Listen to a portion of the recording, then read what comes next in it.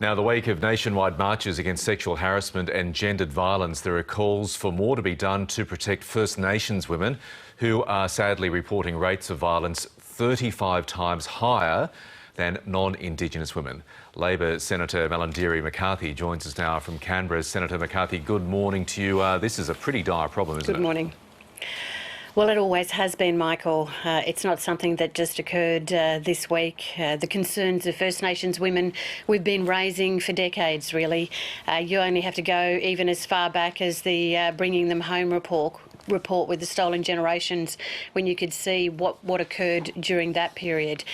So it's not new to First Nations women, sadly. So what can be done? What would you like to be done here?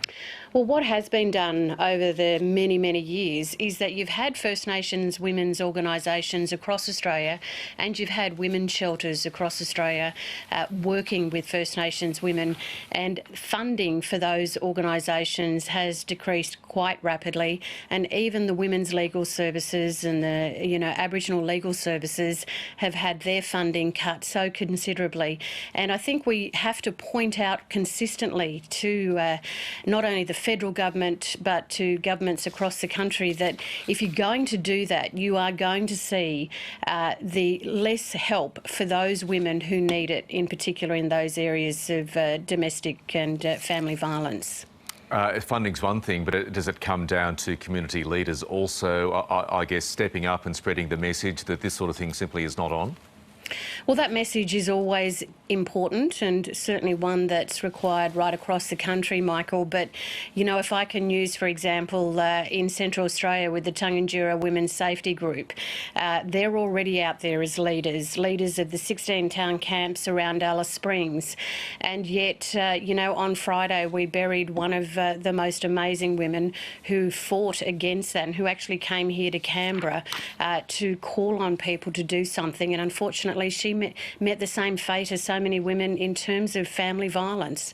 And so we do have the leaders out there, Michael. The frustration and despair is that they don't feel like they're being listened to. And so you do see within Aboriginal and Torres Strait Islander communities that it is there, but they just need so much more support. On the broader issue of sexual harassment, sexual assault in that building where you're sitting, Senator McCarthy, it's been an eye-opening and just rather depressing week, a couple of weeks rather, all these stories coming out. There's another story our colleagues at the ABC at the press gallery there had this morning about former coalition ministerial staffers saying sexual harassment is simply hushed up, no one wants to speak about it. How optimistic are you that, given the events we've seen in the last couple of weeks, those huge marches and everything else, will result in real change? Look, I am optimistic, Michael. I think that it's really important that we grab a hold of what is so positive that's occurring across this country, and that is that people are stepping up, stepping out and saying enough is enough. And we have to grab a hold of that. We have to. And I think that here in the Parliament, most certainly the women of the Australian Parliament recognise that. We certainly need the men of the Australian Parliament to recognise that. But our staffers need to feel reassured and reaffirmed that they're in a workplace where they feel safe and valued. So we have to work hard to make sure that this day of reckoning, which Monday was, but which perhaps is more than just a day of reckoning, it is a month of reckoning, where we have to turn this country around, and we have to do it now. It applies to all sides of politics. As we know, a number of current and former Labor Party staffers have made rather serious allegations about sexual harassment and assault as well, aimed at male Labor MPs and male staffers. Your colleague, the Shadow Attorney General Mark Dreyfus, reckons those MPs and staff members should out themselves so these investigations can happen. Would you support that move? Well, look, it doesn't matter what political party you are. It is just wrong. It's bad behaviour. It's wrong behaviour. It could almost be criminal behaviour. If you're doing it, stop it. And if you have done it, I'm sure you're going to get pointed out for having done that. Well, should you own up? If you've done it, should you step up and own up, out yourself? Would you support that?